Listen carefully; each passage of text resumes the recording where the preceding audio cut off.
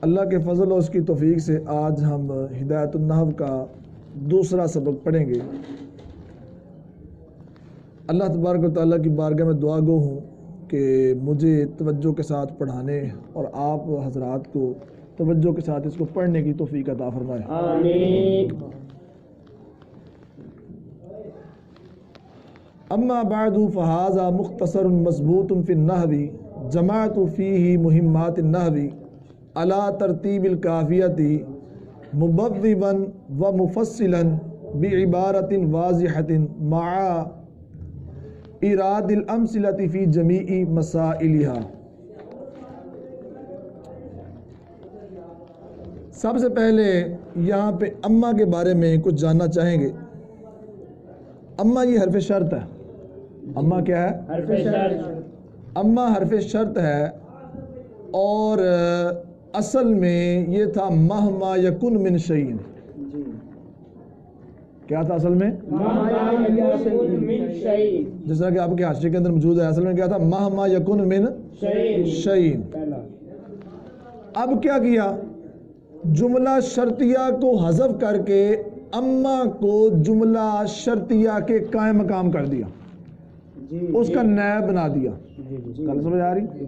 اب اس کا کیا بنا دیا؟ نائب بنا دیا۔ اور آپ کو پتہ ہے کہ صدر چلا جائے اس جگہ پہ کیا آ جائے؟ نائب۔ جو صدر کام کرتا ہے وہی نائب کام کرے گا، لہذا اب مہما یکن من شیء جو کام کرتا تھا وہی کام اما بھی کرے گا۔ جی کمال ہے۔ اب میں جو اما ہے یہ اصل میں کیا تھا، یہ ساری باتیں آپ کے حاشیے کے اندر موجود ہیں۔ اس کی اصل کے اندر اختلاف ہے۔ امام خلیل کہتے ہیں یہ اصل کے اندر جو اما ہے یہ مہما تھا۔ کیا تھا؟ مہما تھا۔ پھر کیا کیا؟ ہم نے ہا کو، جو مہما کے اندر ہا آ رہا ہے نا، اس ہا کو ہم نے حمزہ سے بدلا۔ ہا کو کس سے بدلا؟ حمزہ سے بدلا۔ کیوں بدلا بھائی؟ کیونکہ ہا اور حمزہ دونوں کا مخرج ایک ہے۔ ہا اور حمزہ کا مخرج ایک ہے۔ یہ آپ جانتے ہیں کہ ہا اور حمزہ کا مخرج کیا ہے؟ کیا ہے؟ حلق کے نیچے والے حصے سے دونوں ذات۔ اب ان دونوں کا مخرج ایک ہوا۔ جب ان دونوں کا مخرج ایک ہے تو اس وجہ سے ہم نے مہما کی جو ہا ہے اس کو کسے بدل دیا؟ حمزہ سے بدل دیا۔ پھر ہم نے حمزہ کو دونوں میموں پر مقدم کر دیا۔ مہما کے اندر دو میمیں ہیں نا، ایک ہا سے پہلے ہے اور ایک آگے بعد ہے۔ اب ہم نے ان دونوں میموں کو کسے بدل دیا اور ان دونوں میموں پر حمزہ کو ہم نے مقدم کر دیا۔ دونوں میموں پر حمزہ کو کسے کر دیا؟ مقدم کر دیا۔ کیوں؟ کیونکہ حمزہ یہ صدارت کلام کو چاہتی ہے۔ حمزہ یہ صدارت کلام کو چاہتی ہے۔ اب آپ کو پتہ ہے جب یہ دو میم جمع ہو گئے، جب یہ دو میم جمع ہو گئے تو ظاہری بات آپ کو پتہ ہے ادغام کرنے کے لیے کیا کرنا پڑتا ہے؟ پہلے حرف کو ساکن کرنا پڑتا ہے۔ پہلی میم کو ہم نے ساکن کیا، اب ساکن سے ابتدا نہیں ہو سکتی، لہذا شروع میں حمزہ لے آئے، جو اما کا ہے اس کو شروع میں لے گئے۔ تو اب ہم نے میم اور میم کا آپس میں کیا کر دیا؟ ادغام کر دیا۔ اے اما بن گیا۔ پتہ لگ گیا کو نہیں؟ اما بن گیا۔ اس کے بعد آیا بعد۔ کیا آیا ہے؟ بعد۔ بعد دو حال سے خالی نہیں ہے۔ بعد کتنے حال سے خالی نہیں؟ دو حال سے خالی نہیں۔ بعض کا مضاف ہے، مذکور ہوگا یا محذوف ہوگا؟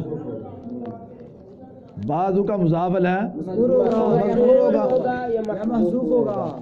اگر بعض کا مضاف ہے، بعض کا بعدو دال ہے، بعدو کا مضاف ہے، اگر لفظوں میں موجود ہو تو بعدو یہ جو ہے کیا ہوگا؟ معرب ہوگا۔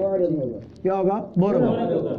اور اگر اس کا مضاف الیہ لفظوں کے اندر موجود نہ ہو تو پھر اس کے دو حال سے خالی نہیں، یا تو اس کا مضاف الیہ ہوگا ہی نہیں، یا مضاف الیہ جو ہے وہ لفظوں میں تو نہیں ہوگا لیکن ذہن کے اندر موجود ہوگا۔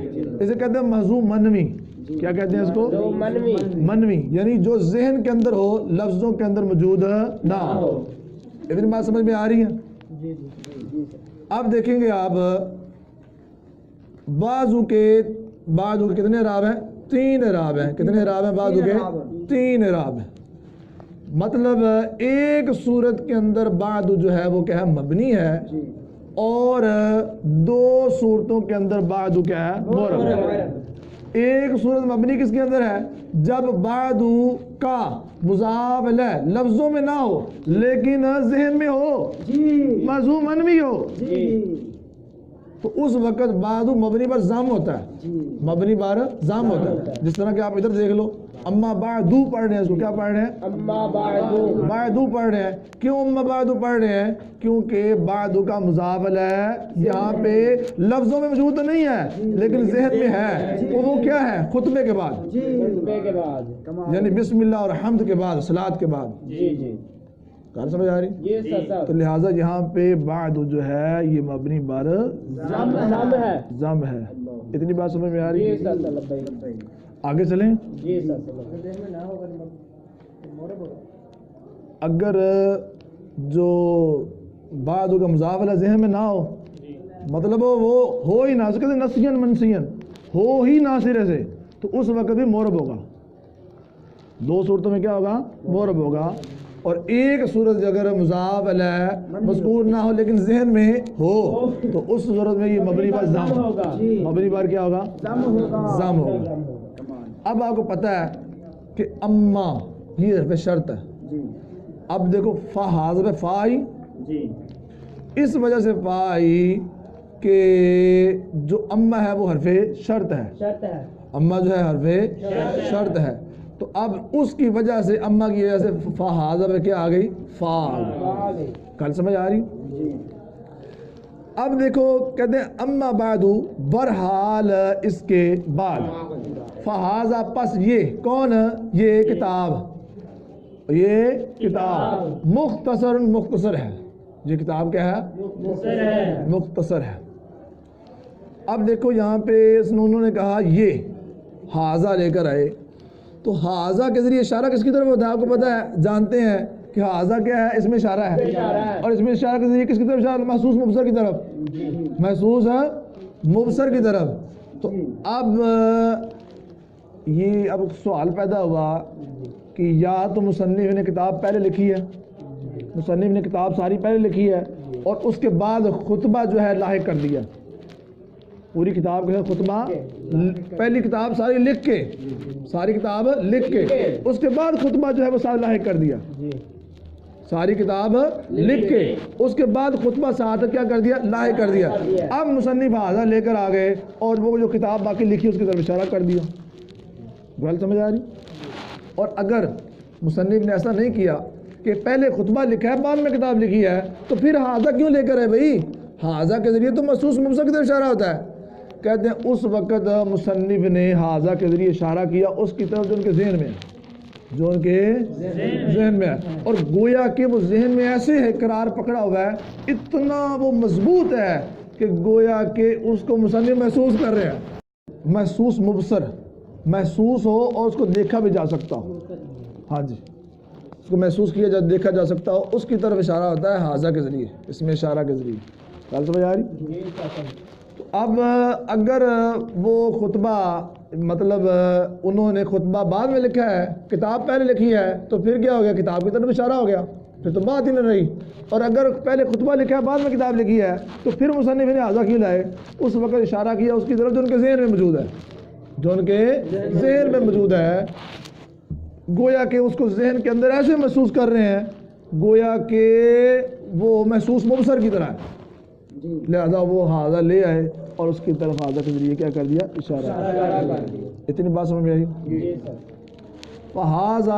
फ़हाज़ा मुख्तसर, पस ये किताब मुख्तसर है। फिर कहा मज़बूत, ये किताब मज़बूत है। आपके आशे में कहते हैं मज़बूत, ये किताब की सिफत सानिया है। पहली सिफत किताब की क्या बयान हुई? ये किताब मुख्तसर है। दूसरी सिफत बयान हुई ये किताब मजबूत है। मजबूत का मतलब क्या है? कहते हैं मजबूत का मतलब ये है कि ये किताब हशफ और ततवील से, हशफ से और ततवील से क्या है? महफूज है। हशफ और ततवील कैसे कहते हैं? हशफ और ततवील उसे कहते हैं कि जो मुराद पर कोई चीज़ ज़्यादा हो, آپ مرادی چیز آپ کے لیے تھوڑی ہو اور مراد پر اس بات کو گبا کے لمبی کر دینا تو وہ اس کہتے ہیں حشف اور تطویل کہتے ہیں. تو یہ جو کتاب ہے اس کے اندر فالتو باتیں نہیں ہیں, اس کتاب کے اندر فالتو باتیں نہیں ہیں جو اس کتاب کے لائق نہ ہو, بلکہ یہ ساری کتاب کے اندر جتنی باتیں ہیں وہ ساری مفید ہیں. گویا کہ مضبوط کہہ کے انہوں نے کہا کہ میری بات کے اندر, میری کتاب کے اندر کوئی بات وہ فضول نہیں ہے, ساری باتیں عمدہ ہیں. کل سمجھ آ رہی؟ پہلے کہا یہ کتاب مختصر ہے, پھر کہا یہ کتاب مضبوط ہے, پھر آگے کہا کس میں مضبوط ہے, پھر نحو, یہ کتاب نحو کے اندر مضبوط ہے. اور یہ پھر نحو یہ جام ضرور ہے اور اس کا تعلق اس کے ساتھ مختصر کے ساتھ. یہ کتاب مختصر ہے, مضبوط ہے, پھر نحو میں. اتنی بات سمجھ آئی؟ آگے کہہ رہے ہیں جماعت فیہ مہمات النحو, جماعت میں نے جمع کیا فیہ اس کتاب میں, ہی سے مراد کیا ہے؟ اس کتاب میں, اس مختصر میں نے جمع کیا. کس کو جمع کیا؟ مہمات النحو, نحو کی اہم باتوں کو. میں نے اس کتاب میں نحو کی اہم باتوں کو جمع کیا علی ترتیب القافیہ, قافیہ کی ترتیب پر. اتنی بات سمجھ میں آ گئی؟ اب یہ جو جماعت فیہ مہمات النحو یہ کتاب کی صفت ثالثہ ہے, تیسری صفت ہے. گل سمجھ آ رہی؟ اب آگے کہا علی ترتیب القافیہ, میں نے اس کتاب کو جمع کیا ہے قافیہ کی ترتیب پر. قافیہ کی ترتیب پر کیوں کہا؟ آپ کے حاشیے میں کہتے ہیں کیونکہ قافیہ جو ہے اس کی ترتیب ابن حاجب رحمۃ اللہ تعالیٰ علیہ نے ایسی مضبوط رکھی ہے, ایسی ترتیب ہے کہ جو طبیعت بھی تقاضا کرتی ہے اور ذوق سلیم بھی چاہتا ہے کہ ترتیب ایسی ہونی چاہیے جیسی ابن حاجب رحمۃ اللہ تعالیٰ علیہ نے رکھی ہے. تو اس وجہ سے مصنف نے کہا میری کتاب کی ترتیب بھی قافیہ کی کتاب کی ترتیب پر ہے. اتنی بات سمجھ میں آ گئی؟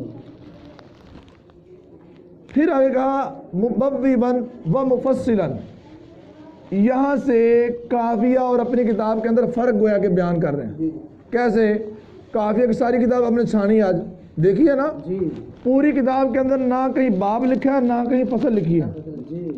تو کہا کہ میری کتاب قافیہ کی ترتیب پر تو ہے لیکن میری کتاب اور قافیہ کتاب کے اندر کچھ فرق بھی ہیں. مبوبا و مفصلا, یہ دونوں منصوب ہیں, یہ جماعتوں کی تو ضمیر سے حال ہے, جس طرح کہ آپ کے حاشیے کے اندر لکھا ہوگا. جماعتوں کی تو ضمیر سے یہ کیا ہے؟ حال ہے. کہتے ہیں کہ اب مبوبا و مفصلا, یہ کہہ کہ اپنی کتاب اور قافیہ کتاب کے اندر کیا بیان کر رہے ہیں؟ فرق کر دیا کہ قافیہ کے اندر باب اور فصلیں نہیں ہیں, میری کتاب کے اندر باب بھی موجود ہیں اور فصلیں بھی ہیں. گل سمجھ آ رہی؟ میں نے جمع کیا اس کتاب کو, یعنی میں نے اس میں نحو کی اہم باتوں کو جمع کیا مبوبا و مفصلا, باب بناتے ہوئے اور فصلیں بناتے ہوئے. باب بناتے ہوئے اور فصلیں بناتے ہوئے میں نے اپنی کتاب کو کیا کیا؟ جمع کیا. اتنی بات سمجھ میں آ گئی؟ آگے دوسرا فرق کیا ہے؟ بعبارت واضحۃ, سوال پیدا ہو گیا جب قافیہ کی ترتیب پر اس کو جمع کیا ہے تو قافیہ کی عبارت تو بڑی ادق ہے, بڑی مشکل عبارت ہے اس کی, تو اس کی بھی مشکل ہوگی. وہ کہتے ہیں نہیں, جو قافیہ کی عبارت ہے وہ تو مشکل ہے لیکن میری کتاب کی عبارت واضح ہے. بعبارت واضحۃ, واضح عبارت کے ساتھ, اس کے اندر کوئی مشکل بحث نہیں ہے. اچھا, پھر یہ وہم ہوا قافیہ کی کتاب سلائم بے ساری پڑھ لی ہے نا آپ نے, تقریباً پڑھ چکے ہیں. تو اس کے اندر آپ دیکھیں مثالیں, اکثر مثالیں ہمیں حاشیے سے ڈھونڈنی پڑتی ہیں. اس طرح مثالیں بہت کم اوپر موجود ہیں. کہتے ہیں میری کتاب اور قافیہ کتاب کے اندر فرق یہ ہے ما اراد الامثلہ فی جمیع مسائلھا, میں نے اس کے تمام مسائل کے اندر امثلہ کو وارد کرنے کے ساتھ, یعنی میں نے اس کتاب کے تمام مسائل کے اندر امثلہ کو بھی وارد کیا ہے. اتنی بات سمجھ میں آ رہی؟ کمال ہو گئی. سب سے پہلے اس کتاب کی صفات بیان ہوئی. یہ کتاب مختصر ہے, یہ کتاب حشو و تطویل سے پاک ہے, اور اس کتاب کے اندر نحو کی اہم باتوں کو جمع کیا ہے. یہ اس کی صفات بیان ہو گئی۔ اب اس کے بعد اپنی کتاب اور قافیہ کے درمیان فرق بیان کر دیا کہ میری کتاب قافیہ کی ترتیب پر تو ہے، لیکن میری کتاب اور قافیہ کے درمیان کچھ فرق بھی ہے۔ قافیہ کے اندر باب اور فصلیں موجود نہیں ہیں، میری کتاب کے اندر باب بھی موجود ہیں اور فصلیں بھی موجود ہیں۔ پھر کہا قافیہ کی عبارت بڑی مشکل ہے، لیکن میری جو کتاب کی عبارت ہے یہ بڑی واضح ہے، اور قافیہ کی جو کتاب ہے اس کے اندر تمام مسائل کی مثالیں ذکر نہیں کی گئیں، لیکن میں نے تمام مسائل کی جمیع مسائل کو وارد بھی کر دیا۔ خالی تین بات سمجھ آ گئی؟ ایک دفعہ ترجمہ دوبارہ سن لیں۔ کہتے ہیں اما بعد، بہرحال اس کے بعد، فہذا مختصر، پس یہ کتاب مختصر ہے، مضبوط فی النحوی، نحو کے اندر یہ کتاب مضبوط ہے۔ میں نے اس کتاب کے اندر نحو کی اہم باتوں کو جمع کیا قافیہ کی ترتیب پر، اور باب بناتے ہوئے اور فصلیں بناتے ہوئے واضح عبارت کے ساتھ اس کے تمام مسائل میں مثالوں کو وارد کرنے کے ساتھ۔ اتنی بات سمجھ میں آ گئی؟ اب آگے ذہن میں یہ بھی سوال ہو سکتا ہے کہ جمی مسائل ہا، یہ ہاضمیر لوٹ رہی ہے کس کی طرف؟ کتاب کی طرف۔ کتاب مذکر ہے اور ہاضمیر کس کی ہے؟ مؤنث کی ہے۔ آپ کے حاشیے میں کہتے ہیں کہ ہم نے یہاں پہ جو مختصر جو کتاب ہے اس کو رسالہ کی طویل میں کیا ہے۔ کس کی طویل میں کیا ہے؟ رسالہ کی طویل میں کیا ہے۔ ہماری مسائل کتاب سے کیا مراد ہے؟ رسالہ۔ تو اب رسالہ مذکر ہے کہ مؤنث؟ مؤنث، لہذا اس کی طرف رسالہ کا اعتبار کرتے ہوئے ہاضمیر لٹا دی۔ اتنی بات سمجھ میں آئی؟ اچھا، اور ایک چیز بیان کر رہے ہیں، کہتے ہیں میں نے جمیع مسائل کے اندر مثالوں کو بھی وارد کر دیا ہے، لیکن میں نے ایک کام نہیں کیا۔ بھئی وہ کام کون سا نہیں کیا آپ نے؟ کہتے ہیں من غیر تعرض للادلۃ والعلل، من غیر تعرض، لیکن بغیر درپے ہوئے، بغیر بیان کیے، للادلۃ والعلل، ادلہ یہ دلائل کی کیا ہے؟ اور دلیل کی جمع ہے، دلیل کی جمع ہے، اور علل یہ بھی علت کی جمع ہے۔ ایک کام میں نے نہیں کیا، وہ کیا نہیں کیا؟ میں نے دلائل اور علتوں کو بیان نہیں کیا، دلائل اور علتوں کو بیان نہیں کیا۔ کیوں نہیں بیان کیا؟ اس کی علت بھی بیان کر دی خود ہی۔ کہتے ہیں تاکہ ابتدائی مبتدی کا ذہن وہ کیا ہو؟ تشویش میں نہ پڑے، انفہمی المسائل، مسائل کو سمجھنے سے یا مسائل کو سمجھنے میں مبتدی کا ذہن کیا ہو؟ تشویش کے اندر نہ پڑے، اس وجہ سے میں نے اس کے اندر دلائل اور علتیں بیان نہیں کی۔ اتنی بات سمجھ میں آ گئی؟ اور اتنی بات سمجھ میں آ گئی؟ وَسَمَّيْتُهُ بِهِدَایَةِ النَّحْوِ، اور میں نے اس کتاب کا نام رکھا ہے ہدایت النحو۔ میں نے اس کتاب کا نام کیا رکھا ہے؟ ہدایت النحو رکھا ہے، کہ اللہ تبارک و تعالی ہدایت دے بھی اس کے ذریعے الطالبین، طالب علموں کو، اللہ تبارک و تعالی اس کتاب کے ذریعے طالب علموں کیا دے؟ ہدایت دے۔ وَرَتَّبْتُهُ، اور میں نے اس کو مرتب کیا ہے عَلَى مُقَدَّمَةٍ وَثَلَاثَةِ أَقْسَامٍ، میں نے اس کتاب کو مرتب کیا ایک مقدمے پر اور 3 اقسام پر۔ کتنے پر؟ ایک مقدمے پر اور 3 اقسام پر میں نے اس کتاب کو کیا کیا ہے؟ مرتب کیا ہے۔ بِتَوْفِيقِ الْمَلِكِ الْعَزِيزِ الْعَلَّامِ، مالک کسے کہتے ہیں؟ بادشاہ کو۔ مالک کسے کہتے ہیں؟ بادشاہ۔ عزیز آپ کے عزم کہتے ہیں غالب، جس کے اوپر کوئی غالب نہ ہو، ایسا غالب جس کے اوپر کوئی غالب نہ ہو، اور علام بہت بڑا جاننے والا، بہت بڑے غالب، بہت بڑے غالب بادشاہ کی توفیق کے ساتھ میں نے اس کتاب کو ایک مقدمے اور 3 اقسام پر مرتب کیا ہے۔ اتنی بات سمجھ میں آ گئی؟ گل سمجھ آئی کہ نہیں؟ اما المقدمہ، بہرحال مقدمہ، اس کے اندر کیا چیزیں ہیں؟ کہتے ہیں بہرحال جو مقدمہ ہے ففی المبادی، یہ مبادی چیزوں کے بارے میں، ابتدائی چیزوں کے بارے میں. مبادی کا مطلب کیا ہے؟ مقدمہ ابتدائی چیزوں کے بارے میں ہے. کون سی ابتدائی چیزیں؟ التی یجب تقدیمها، جن کو مقدم کرنا واجب ہے. للتوقف المسائل علیہا، ان کو مقدم کرنا واجب کیوں ہے؟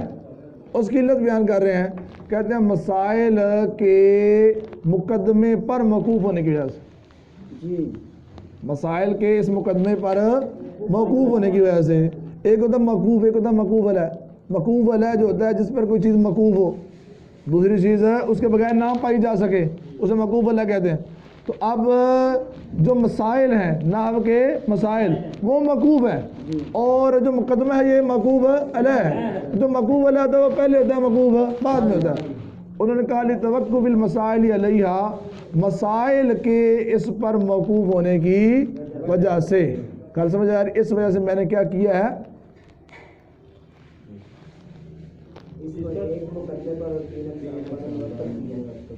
میں نے اس وجہ سے مقدمے کو کیا کر دیا، مقدم کر دیا ہے. کیوں مقدم کیا ہے؟ کیونکہ اس پر مسائل موقوف ہیں. فَفِيهَا فُصُولٌ ثَلَاثَةٌ، کہتے ہیں بھئی اس کے اندر، کس کے اندر؟ مقدمے کے اندر. اس مقدمے کے اندر 3 فصلیں ہیں. کتنی فصلیں ہیں اس مقدمے کے اندر؟ کتنی فصلیں ہیں؟ 3 فصلیں ہیں. خلاصہ کلام یہ ہوا کہ سب سے پہلے مصنف نے اپنی کتاب کی صفات بیان کی، کہا کہ یہ کتاب مختصر ہے، یہ کتاب مضبوط ہے نحو کے اندر. پھر کہا میں نے اس کے اندر نحو کی اہم باتوں کو جمع کیا ہے. کیسے جمع کیا ہے؟ قافیہ کی ترتیب پر. اب قافیہ اور اپنی کتاب کے اندر کچھ فرق بیان کر دیا. قافیہ کے اندر باب اور فصلیں نہیں ہیں، میں نے باب بھی بنایا اور فصلیں بھی بنائے. پھر سوال پیدا ہو قافیہ کی عبارت تو بڑی ادا کیا مشکل ہے، تو کہا کہ میری کتاب کی عبارت بالکل واضح ہے، واضح عبارت ہے. پھر قافیہ کتاب کے اندر جمیع مسائل کے اندر مثالیں نہیں ہیں، کہا میں نے تمام مسائل کی مثالیں بھی بیان کر دی ہیں. پھر کہا اس کے اندر ایک کام نہیں کیا. وہ کام کون سا نہیں کیا؟ میں نے دلائل اور علتیں بیان نہیں کی. وہ دلائل اور علتیں بیان کیوں نہیں کی؟ تاکہ مبتدی ابتدائی طالب علم کا ذہن وہ مسائل کو سمجھنے سے تشویش میں نہ پڑ جائے. تو اس وجہ سے میں نے دلائل اور علتیں بیان نہیں. پھر آگے بتایا میں نے اس کتاب کا نام رکھا کیا ہے؟ ہدایت النحو رکھا ہے. ہدایت النحو کیوں رکھا ہے؟ کہتے ہیں ہدایت النحو اس وجہ سے رکھا ہے کہ یہ امید کرتے ہوئے کہ اللہ تبارک و تعالیٰ اس کتاب کے ذریعے لوگوں کو کیا دے؟ ہدایت دے. طالب علموں کو کیا دے؟ ہدایت دے. اور میں نے اس کتاب کو ایک مقدمے اور 3 اقسام پر کیا کیا ہے؟ مرتب کیا ہے. بتوفیق الملک العزیز العلام، بہت زیادہ جاننے والے غالب بادشاہ کی توفیق کے ساتھ. اتنی بات سمجھ میں آ گئی؟ اچھا، یہ جو بتوفیق الملک العزیز العلام کہا نا، یہاں پہ یہ بات ہے کہ مصنف نے پیچھے وہ کہہ رہے ہیں جماعتو، میں نے کیا کیا؟ جمع کیا. پھر آگے کہہ رہے ہیں کہ میں نے اس کتاب کا نام رکھا. پھر کہا میں نے اس کو مرتب کیا. تو یہ جو میں کا صیغہ آ رہا ہے نا بار بار، متکلم کا صیغہ، اس کے اندر مطلب کیا ہے؟ تکبر پیدا ہو سکتا تھا. آگے انہوں نے کہا یہ میں اپنی طرف سے نہیں کر رہا، بلکہ بتوفیق الملک العزیز العلام، بہت زیادہ جاننے والے غالب اور بادشاہ کی توفیق کے ساتھ یہ سارا کام میں کر رہا ہوں. میں بذات خود نہیں کر رہا، اس نے مجھے توفیق دی ہے، اس کی توفیق کی برکت سے میں یہ سارا کام کر رہا ہوں. اللہ تبارک و تعالیٰ کی بارگاہ میں ہم دعا کرتے ہیں کہ ہمیں ہدایت النحو جو ہے وہ اچھی طرح پڑھنے کی توفیق عطا فرمائے. اور یہ جو مصنف نے دعا کی ہے کہ اللہ تبارک و تعالیٰ اس کتاب کے ذریعے طالب علموں کیا دے؟ ہدایت دے، نحو کی ہدایت دے. اللہ تبارک و تعالیٰ یہ دعا ہم سب کے حق میں قبول فرمائے.